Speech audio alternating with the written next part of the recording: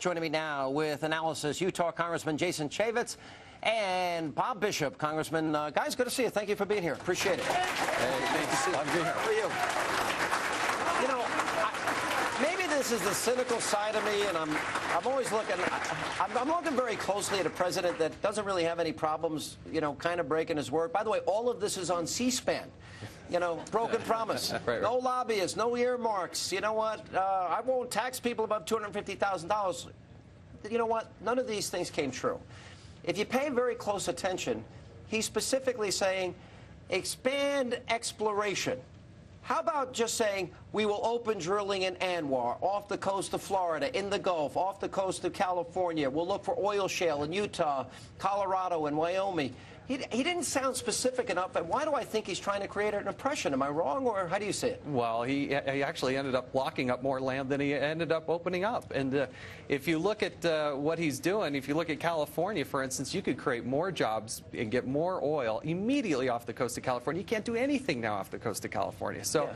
And of the 14 billion barrels of oil that we know are on the outer continental shelf, he locked up 13.1 billion of them. So that's not a good thing. Yeah, I didn't hear Anwar today either. No, no. There's not even a tree to hug in Anwar, for goodness sake. We should be up there. We should be up there drilling. Absolutely. All right, great line. That's a good line. The good news is that for a full year, his administration has been opposed to any kind of energy production, whether it's fossil fuel, alternative, any kind, wind, solar. So at least he's saying that. But the problem is, as was just said, we were ready to start drilling off the coast. His proposal is now to change the plan so we don't even start talking about it until 2012, and with a this is an Obama moratorium. So we're not pushing forward, and I would love him to open up the land areas, because especially here in Utah, we have energy to help solve the problems of this nation. All right, let me I agree with that. That's all true. Let me ask you the same question that I asked Senator Hatch. All right, you're in Washington. You know what? The American people, you look at the numbers, they have never been more distrustful of government. We've never seen such activism as we're seeing with the Tea Party movement and town halls and politicians being confronted.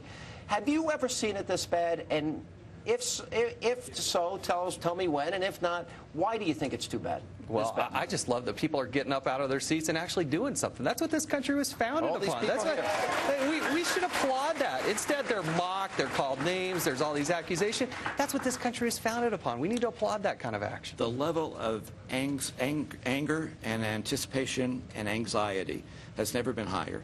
And I've heard that from people talking all last year. I just hope that they remember that feeling from now through till November. Yeah. And don't forget that. That's the key element. Well, I think that's really a key point. What do you think it is, though? I mean, look, we've chronicled the bribery, the corruption, the backroom deals, the shifting of rules, the Constitution. I mean, we've gone over this in fine detail. I think the American people get it. The latest Rasmussen poll shows that the American people actually think the Tea Party movement knows more about the health care bill than members of Congress, and probably more people have read it. Yeah, they do. Which is pretty interesting. True. They do.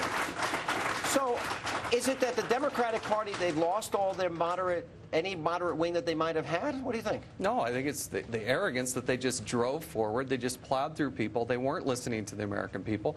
And they're passing massive legislation with not even one Republican on board. Yeah. It's just an arrogance that just what is it like pervasive. It's not all rank and file Democrats. It's the Democratic leadership in Congress. Yeah, but they're following, wait a minute, the blue dog, I call it the blue dog lapdog. All right? You got it right. The blue dog lapdog, whatever Nancy Pelosi says she wants, they're going to follow in suit. They ran as moderates. They're not that moderate, but right? The key is changing the leadership of Congress. That's what has to happen. Well, I think that's a difficult task. How difficult a task is that? I watch my kids' tennis matches all the time, and I watch all their friends' tennis matches, and I can't tell you how many times, kids are up 6-0, 5-1, second set, best out of 3 sets, and then the other guy comes back and wins. I mean, a lot of people are confident right now. Can Republicans lose in November in spite of the fact you think they'll be successful? Look, job number 1, fire Nancy Pelosi. That ought to be job number 1. I'm with you. And wait a minute. Job number 2, fire Reid. And job number 3, make Obama one-term president. All right, there we go. There we go. Wait, you got to do that district by district, and that's where people need to get up out of their seats, stay involved in the fight, talk to their neighbors, talk to their friends, get on Facebook. I mean, all these things go in our favor, because if you just do it issue by issue, principle by principle, we win. We win big. Well, that's the interesting part of this. There's a poll that came out, and I have it here in my stack of stuff. I'm going to find it. There's a poll that came out actually today, and I think this is pretty interesting. And this is a Gallup poll. It shows that the American people think by a 10-point margin that Obamacare will hurt the overall. Will hurt the economy by 10 points, hurt the overall quality of health care 55 to 29, and that it'll increase the federal deficit 61-23. We won the debate, but they ended up cheating and getting the votes. For now. For now. There is still, remember, none of this goes into effect for another 4 or 5 years. The taxes start now, but the benefits don't. And if we even get one House of Congress in control, we can postpone this so that we can actually repeal and start over and replace it with something that actually gives Americans options and choices and solves the health care cost problem, not just the insurance. Congressman, guys, good to see you. Thank you for being with us. I appreciate it. Thanks, Sean. Congratulations on the book. Thank you very much.